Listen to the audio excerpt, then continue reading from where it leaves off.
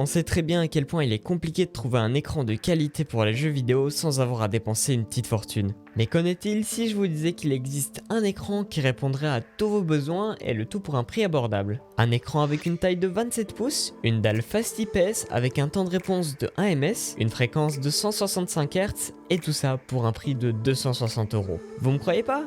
Ah, eh ben laissez-moi vous présenter l'écran KTC H27 T22.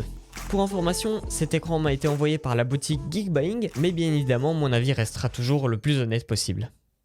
Le montage de l'écran est très simple, il vous suffit de visser le pied et d'y placer l'écran à l'aide d'un clip. Le pied vous permet également de régler la hauteur et l'inclinaison de l'écran à votre convenance afin de le mettre à une hauteur optimale. Et cerise sur le gâteau, il vous permet aussi de placer l'écran à la verticale. Mais l'écran possède également un support VESA vous permettant de le fixer à un bras articulé. Chose que j'ai faite directement puisque comme ça j'ai un peu plus de place sous l'écran.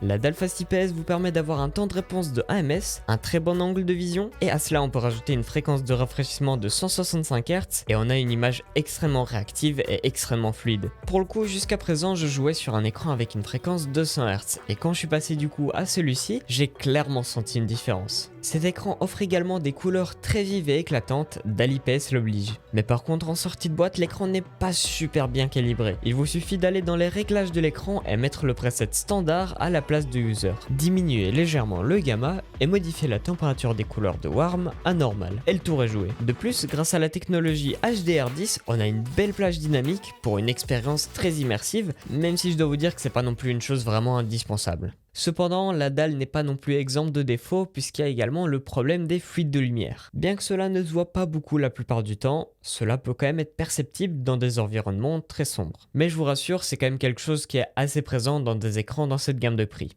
L'écran est également compatible avec la technologie FreeSync et G-Sync, respectivement pour AMD et Nvidia, permettant de synchroniser la fréquence de rafraîchissement de l'écran avec le rendu de la carte graphique, évitant ainsi les déchirements d'image. Concernant le format, il n'est par contre pas incurvé. En général, les écrans incurvés sont conçus pour réduire la distorsion de l'image dans les coins de l'écran. Cependant, ce problème de distorsion d'image n'est pas encore très problématique si jamais vous n'avez pas votre écran à moins d'1 mètre de vous. En tout cas, c'est un problème qui touche surtout des écrans avec une taille de 32 pouces ou plus. Après c'est vrai, l'effet de distorsion est quand même présent. Je vous avoue qu'au début ça m'a fait un petit peu bizarre, mais allez, au bout d'une semaine j'ai fini par m'habituer. Après il y a quand même une raison pour laquelle on a cet écran plat et pas incurvé. C'est le prix.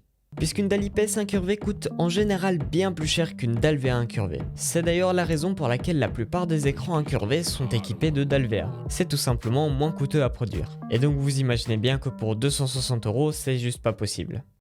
L'écran dispose de 2 ports display, d'un port HDMI et d'un port USB. Cependant, le port USB est utilisé là uniquement pour la mise à jour du firmware et ne fonctionnera malheureusement pas comme un hub USB.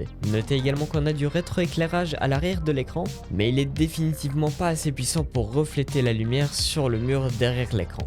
Par conséquent, cette fonctionnalité peut paraître juste inutile puisque du coup la plupart du temps un écran se situe face à un mur et à ce moment-là il est même pas possible de voir le rétroéclairage d'une manière ou d'une autre. Même si c'est vrai que ça pourrait fonctionner dans un seul cas, si jamais tout simplement vous avez un bureau au milieu d'une pièce. Chose qui est très peu courante je pense. Mais en tout cas en conclusion, cet écran de la marque KTC a un rapport qualité-prix juste excellent. Pour 260 €, j'ai vu très peu d'écrans avec une telle qualité. Avec sa dalle Fast IPS, sa fréquence de rafraîchissement et ses couleurs vives, il est vraiment remarquable. Mais en plus j'ai un code promo de 10 € pour vous, donc l'écran vous reviendra finalement à 250 €. Mais donc si jamais vous êtes à la recherche d'un écran performant à petit budget, je pense que ça peut être clairement un choix à prendre en compte. Je remercie la boutique Geekbuying de m'avoir envoyé cet écran pour ce test. Vous retrouvez bien sûr le lien en description. Sur ce, on va s'arrêter là. Si jamais la vidéo vous aura plu, pensez à mettre un petit pouce vers le haut. Également à vous abonner à la chaîne si ce n'est pas encore fait. Pensez également à rejoindre mon serveur Discord qui se trouve en description et également Twitter qui est toujours juste en dessous. Sur ce, moi je vous dis à une prochaine vidéo. Allez, ciao tout le monde, c'était XR.